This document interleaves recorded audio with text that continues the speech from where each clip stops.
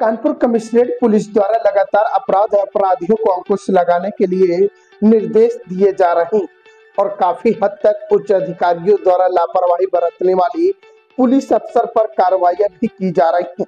लेकिन बर्रा पुलिस उसको ना किसी का खौफ और ना ही किसी उच्च अधिकारियों का डर। अपनी मनमानी तरीके से कार्य करने में अव्वल दर्जा प्राप्त कर चुकी है बर्रा पुलिस। लगातार अपने कारनामों की वजह से चर्चा का विषय बनी रहती है। बर्रा थाना पुलिस की पेट्रोलिंग साबित हो रही हवाई। 24 घंटे में हुई 3 चोरी, एक भी घटना का नहीं दर्ज हुई शिकायत। क्षेत्र में चोरों का आतंक प्रशासन को दे रहे खुली चुनौती।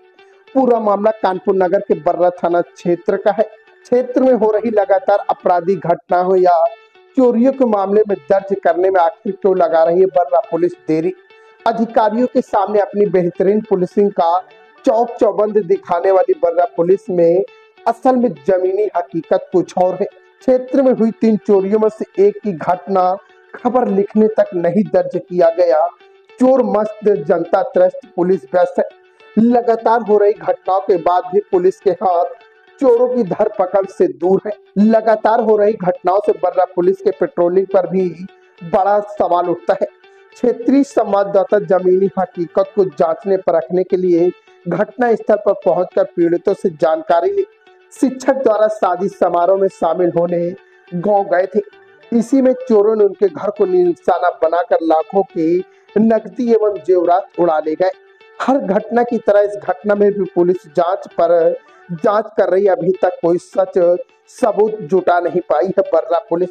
कानपुर से यूपी क्राइम लखनऊ से संवाददाता अभिषेक तिवारी की विशेष रिपोर्ट। मैं इस वक्त मौजूद हूँ बर्रा थाना क्षेत्र के अंतर्गत बर्रा विश्व बैंक में, जिस मकान पे खड़ा हूँ। बीती रात को चोरों ने लगभग 7 से 8 लाख की चोरी की घटना को अंजाम दिया है। चाहूंगा ये शिक्षा का घर है। इस घर को लगातार चोरों ने बड़े विधिवत से ताला तोड़ करके इस घर में दाखिल हो करके ज्वेलरी और कुछ कैश ले करके फरार हो गए हैं। पर मैं आपको बता दूं, साउथ में लगातार 6 दिन से लगातार चोरी की घटना को अंजाम दिया जा रहा है। पर यह जो मकान है, इस घर पे तो ना चोर की कोई तस्वीर आई है और ना ही कोई सीसीटीवी कैमरा। पर जो मेरे साथ जो पीड़ित है उनसे जानेंगे कि चोरी की वारदात किस प्रकार से हुई थी और वो लोग क्या घर पे मौजूद थे या फिर नहीं। लगभग कितने लाख की चोरी हो गई है।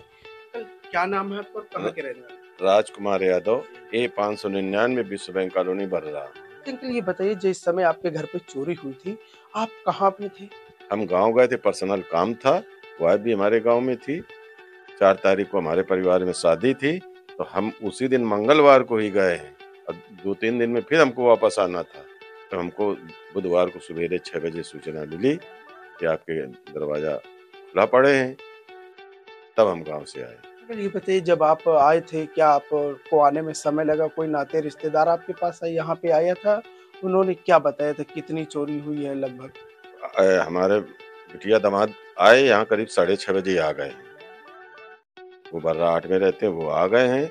उन्होंने देखा, मोहल्ले वाले तो केवल बाहर तक झांक झांक देखते रहे। बिटिया दामाद आए हैं, उन्होंने सब बताया है कि ये सब सामान सब तुम्हारा खुला पड़ा है। और मैं तुरंत वहाँ से तैयार हो रहा था, तैयार होकर के 1-1.5 घंटे में यहाँ। जब आप घर पे अपने आए हैं तो क्या क्या सामान देखा कि हमारे घर से गए?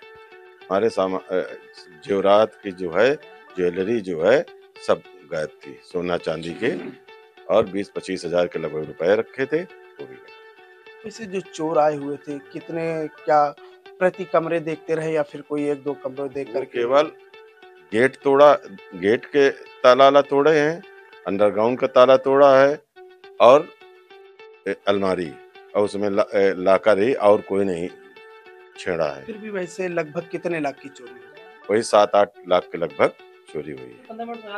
हाँ। वही अगर बात करी जाए चोरी की घटना, कितनी बड़ी घटना हो गई है।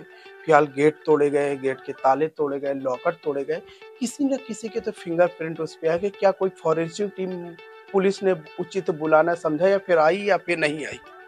पुलिस तो आई है, कोई फोरेंसिक टीम नहीं आई है। और शाम को जब एसओ हालांकि दोपहर में भी आए हैं, फिर इंस्पेक्टर भी आए थे और चौकी इंचार्ज 3-4 बार कल आए हैं। शाम को 9:30 बजे जब आए हैं तो थाना इंचार्ज पूछा था, क्या इसके फॉरेंसिक जांच करवाई? कुछ वो किया तो चौकी इंचार्ज ने कहा कि पहले लोग बाग यहाँ सब टहल चुके थे, सब हाथ-सान लगाए थे, इसलिए कोई जांच नहीं। क्या कोई सीसीटीवी कैमरा भी यहाँ पे लगे हैं या फिर नहीं लगे? गली के एक कोने में एक लगा है, एक दूसरी गली के उसमें लगा है, सत्य उसमें कोई साफ फोटो नहीं आ रही। नहीं, कोई साफ तस्वीर नहीं आ रही, पर फिर भी उस पे आते-जाते तो लोग तो देखे होंगे सामान-वामान कुछ किसी प्रकार से। अब ये है उसमें जो है चौकी इंचार्ज कह रहे थे कि उसमें एक साइकिल से गया है, फिर वापस आया है, ये दिखाई दे रहा है। यानी कि जो आपके जो बर्रा थाने के चौकी इंचार्ज साहब, उन्होंने फॉरेंसिक टीम वो बुलाना उचित नहीं समझा। अब ये तो हम नहीं बता सकते हैं। नहीं, वैसे क्या लगता है कि आपके घर पे हालांकि वो 3-4 बार यहाँ आए और 2 घंटे एक जगह सीसीटीवी कैमरे में बैठे रहे, फिर 2 घंटे करीब 2 ढाई घंटे दूसरे सीसीटीवी कैमरे में बैठे रहे, 2 कांस्टेबल थे उनके साथ, वो लगातार रहे। नहीं, वैसे क्या आपको लगता है कि नहीं इतनी बड़ी चोरी की वारदात हुई है, हमारे घर में फॉरेंसिक टीम आनी चाहिए, डॉग स्क्वाड आनी चाहिए, क्या आपको लगता है कि नहीं वास्तविकता में आनी ही चाहिए थी? आनी तो चाहिए थी, पर जब नहीं आई है तो अब तो सबके हाथ लग हुआ हो गए। अब हमने तो ताला भी ठीक बदलवा दिया है, गेट भी अपना सही करा लिया है। जो पीड़ित कह रही है कि फॉरेंसिक टीम डॉग स्क्वाड आनी चाहिए, तो फिर आखिर चौकी इंचार्ज साहब ने क्यों मना कर दिया? मैं अपने कैमरामैन से दिखाना चाहूंगा, चोर जो आए थे ये इसी के रास्ते आए थे और यहाँ से गेट तोड़ते हुए ये जो कमरा है यहीं पे प्रवेश हुए थे और आ करके ये जो लॉकर रखा है इसी का लॉकर भी तोड़ा था, यहीं से जेवरात और कैश ले गए थे। पर जो कानपुर के कमिश्नर अखिल कुमार जी है, उनकी जो पुलिस प्रशासन है, उन्होंने जरा से ये नहीं समझा कि 7 से 8 लाख की चोरी की घटना को अंजाम दिया गया है, कोई फॉरेंसिक टीम या डॉग स्क्वाड बुलाई जाए उसे उचित नहीं समझा। पर पीड़ितों का कहना है कि मेरे घर पे 7 से 8 लाख की चोरी हुई है तो फॉरेंसिक टीम और डॉग स्क्वाड आनी चाहिए, पर चौकी इंचार्ज साहब ने उचित क्यों नहीं समझा। कानपुर से यूपी क्राइम अलर्ट न्यूज के साथ कैमरामैन रोमिन सिंह, संवाददाता सुनील कुमार तिवारी।